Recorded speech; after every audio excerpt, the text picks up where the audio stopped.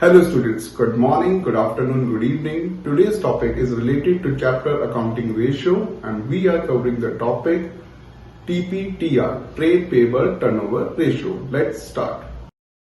So now we are starting with CTR, creditor turnover ratio. ये एक और ratio है किसकी? टर्नओवर रेशियो की, ठीक है। और टर्नओवर रेशियो क्या कहते हैं? एक्टिविटी रेशियो हम लोग कहते हैं। सो आप देख सकते हैं सबसे पहले we are talking about CTR. CTR stand for creditor turnover ratio. तो कंपनीज एक्ट 2013 से पहले CTR ही बोलते थे, बट उसके बाद फिर से नेम चेंज हुए। तो नेम में अब क्या हो गया, जो क्रेडिटर टर्नओवर रेशियो हुआ करता था, अब क्रेडिटर का नाम बदल के क्या कर दिया गया है? Trade payable turnover ratio. यानी क्रेडिटर का नाम क्या हो गया है? Trade payable. और ट्रेड पेबल होने से रेशियो का नाम क्या हो गया है? Trade payable turnover ratio. अच्छा, टर्नओवर रेशियोज को क्या कहा जाता है? एक्टिविटी रेशियो और कहा जाता है। और ये एक्टिविटी रेशियो किस में कैलकुलेट होती है? टाइम्स में। आपके पास टर्नओवर रेशियो हमेशा किस में कैलकुलेट होती है? टाइम्स में कैलकुलेट होती है। नाउ जब हम बोलते हैं ट्रेड पेबल, तो ट्रेड पेबल के अंदर भी दो कंपोनेंट्स आते हैं। One is called trade payable, business के अंदर जिसको आपको पैसा वापस करना है, ठीक है। तो ट्रेड पेबल के अंदर भी दो कंपोनेंट्स हैं। One is called creditor and second is called bills payable. One is called creditor, second is called bills payable.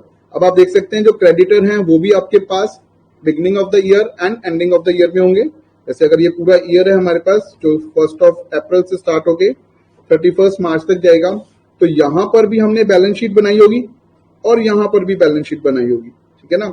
Starting of the year में भी हमारे पास बैलेंस शीट है और एंडिंग में भी बनेगी, जिसकी वजह से हमारे पास क्या होता है?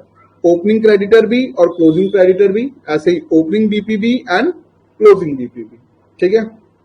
Now we just talk about purchases. Creditor किससे बनते हैं? परचेजेस से। और कौन सी परचेजेस से? क्रेडिट परचेजेस से, ठीक है। तो इसके अंदर जो हमारे पास कैश परचेजेस होता है वो ऑलरेडी सेटल्ड है, उसके लिए हमने कुछ नहीं करना। जो हमारे पास नहीं है settled, that is called credit purchase. तुम क्रेडिट परचेज है उससे क्या बनते हैं हमारे पास? Trade payable. क्या बनते हैं हमारे पास? Trade payable. एंड इसी की वजह से बनता है ट्रेड पेबल टर्नओवर रेशियो। इसी की वजह से क्या बनता है हमारे पास? Trade payable turnover ratio. अब आप देखिए ट्रेड पेबल टर्नओवर रेशियो क्या होता है? TRTP, that is called TPTR, that is called net credit purchase upon में average trade payable। तो हम लोगों को दो चीजें पढ़नी है इसमें। सबसे पहला नेट क्रेडिट परचेज क्या होता है? जैसा अभी आपने सेल के लिए किया वैसा ही सेम हमें एनसीपी के लिए करना है, नेट क्रेडिट परचेज के लिए करना है। और एवरेज ट्रेड पेबल के लिए भी उसी टाइप का कॉन्सेप्ट है जो आपने DTR में किया, ठीक है, यानी कि TRTR में किया। तो आइए शुरू करते हैं। सबसे पहले हम बात करते हैं नेट क्रेडिट परचेज की। नेट मतलब we have already minus the purchase return, ठीक है। नेट का मतलब क्या है? नेट का मतलब है कि आप अगर नेट का सेल निकाल रहे हो तो सेल रिटर्न माइनस होना चाहिए। आप अगर नेट का परचेज निकाल रहे हो तो परचेज रिटर्न माइनस होना चाहिए। अच्छा, सबसे पहले हम बात करते हैं टोटल या ग्रॉस की। सबसे पहले हम किसकी बात कर रहे हैं? टोटल या फिर ग्रॉस की। तो अगर हम टोटल परचेज या ग्रॉस परचेज की बात करते हैं तो हमारे पास दो ही टाइप की परचेजेस हैं। One is called cash purchases, second is called credit purchases. तो अगर मैं कैश और क्रेडिट परचेज दोनों को एडअप कर देता हूं, दोनों को क्या कर देता हूं? प्लस कर देता हूं, तो मेरे पास क्या आ जाता है? टोटल आ जाता है। देखो अभी वर्ड क्या आया? टोटल, या फिर वर्ड आया ग्रॉस। अब मैं आपको बोलूं मुझे नेट बताओ तो क्या करोगे?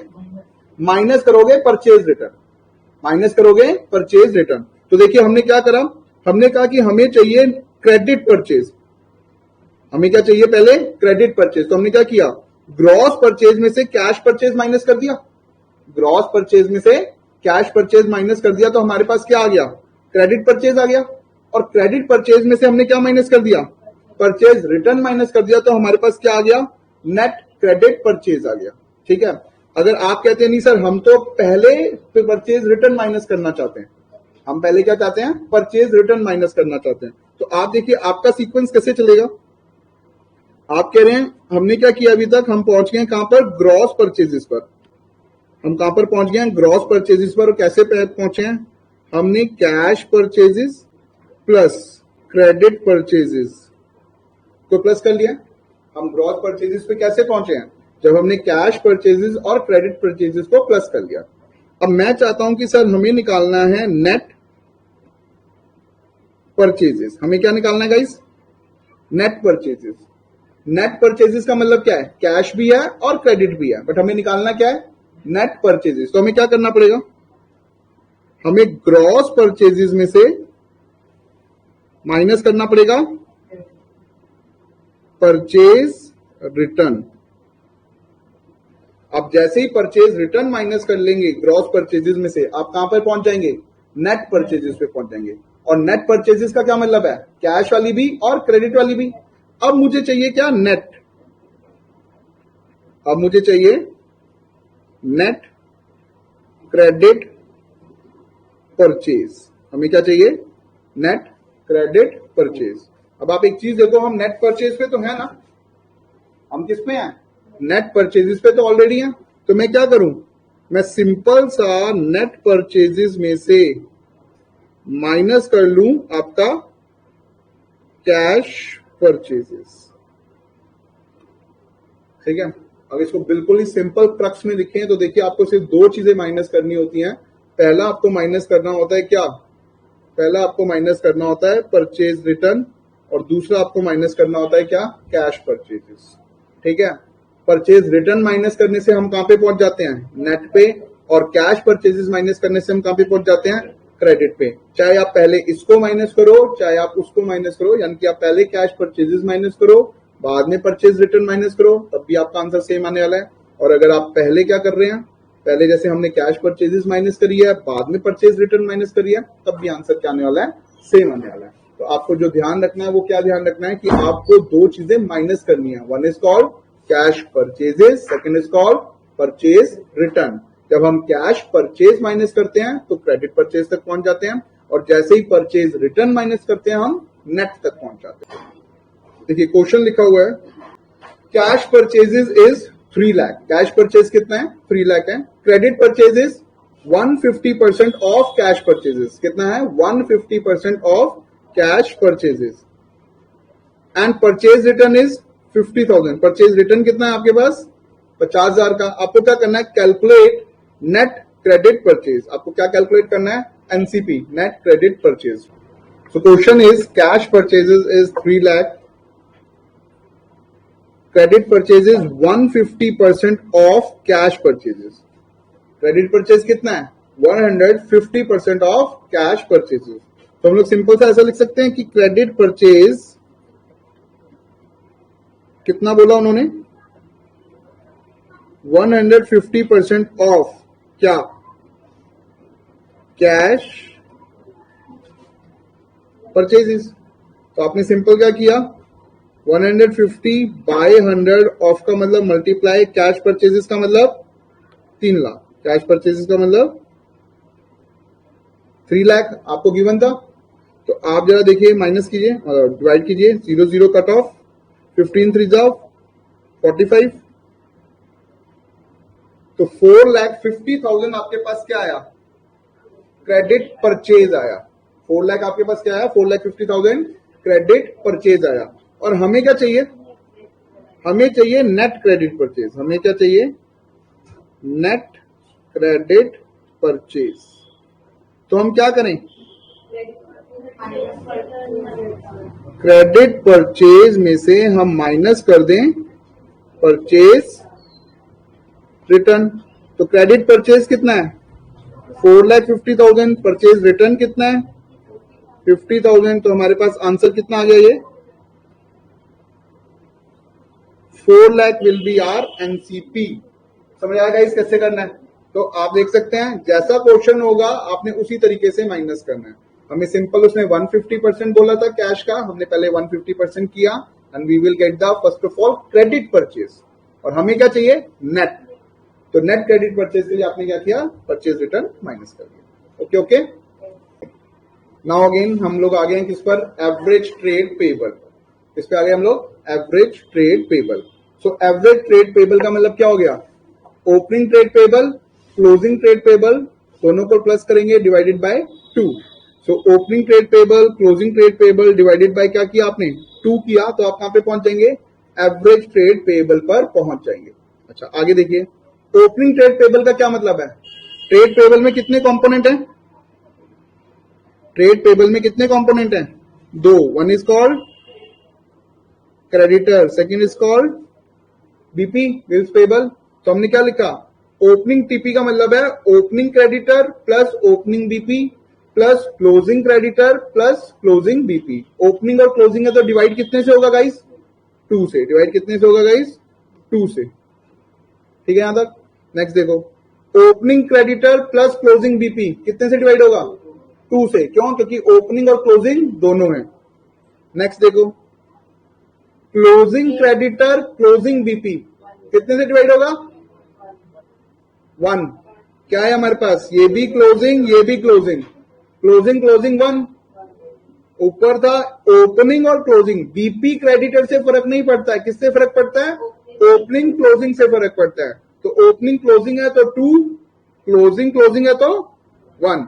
अच्छा, opening BP closing creditor 2, opening BP closing BP 2।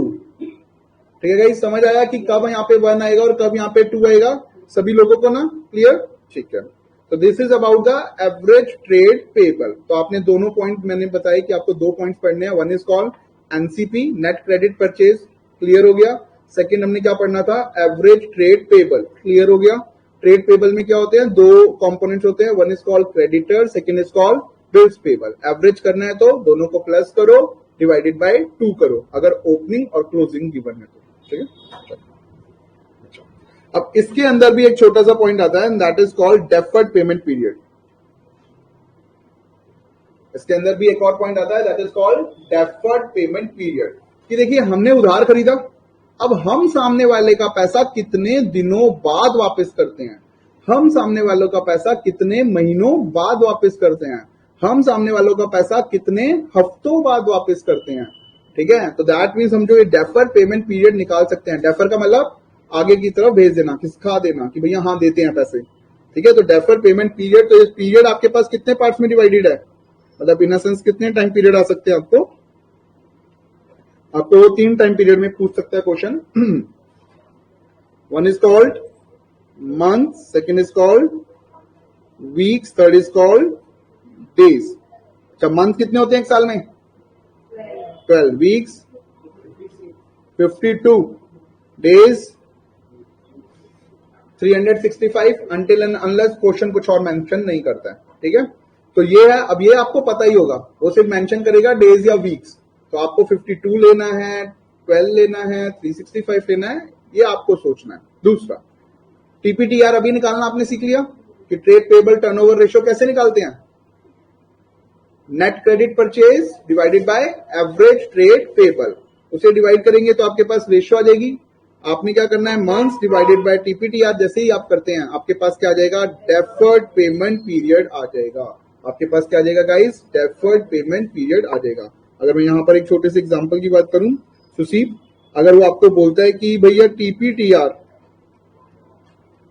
जो है वो 6 टाइम्स है, ठीक है, turnover ratio are in times. उसने क्या बताया? जो टीपीटीआर है वो कितना टाइम्स है? 6 टाइम्स है। तो आप हमें जरा बताइए कि deferred payment period, deferred payment period months में कितना होगा? ठीक है, आपको डीपीपी बताना है कि मंथ्स में कितना होगा। अब अगर देखो नॉर्मल सेंसेस में आप इस क्वेश्चन को देखते हैं तो सिर्फ क्या दिया हुआ है? 6 टाइम्स दिया हुआ है। सिर्फ क्या दिया हुआ है? 6 टाइम्स, एक ही चीज दी हुई है। ठीक है ना, तो अगर आपने वहां पे इस फॉर्मूले को ध्यान नहीं रखा तो क्वेश्चन नहीं होगा सॉल्व। तो अब आपको क्या याद है? आपको याद है भाई डीपीपी यानी कि डेफर्ड पेमेंट पीरियड का क्या फॉर्मूला है? अगर वो मंथ्स में मांग रहा है तो इट विल बी 12 अपॉन में टीपीटीआर, ट्रेड पेबल टर्नओवर रेशियो। तो 12 अपॉन में अगर मैं 6 करता हूं तो कितना आ गया? 6 1 जा 6 2 जा। तो इन डेफर्ड पेमेंट पीरियड कितना हो गया आपके पास? 2 मंथ्स हो गया। यानी कि हम लोग बाकी सामने वालों के पैसे जिनसे भी हम उधार खरीदते हैं कितने महीने में दे देते हैं? 2 महीने के अंदर दे देते हैं। Getting the point? इसका मतलब क्या होता है? ऊपर था deferred collection period, collection period का मतलब कितने दिनों में पैसा आ जाता है, और इसी का उल्टा क्या है? डेफर्ड पेमेंट पीरियड, कितने दिनों में पैसा चला जाता है। ओके,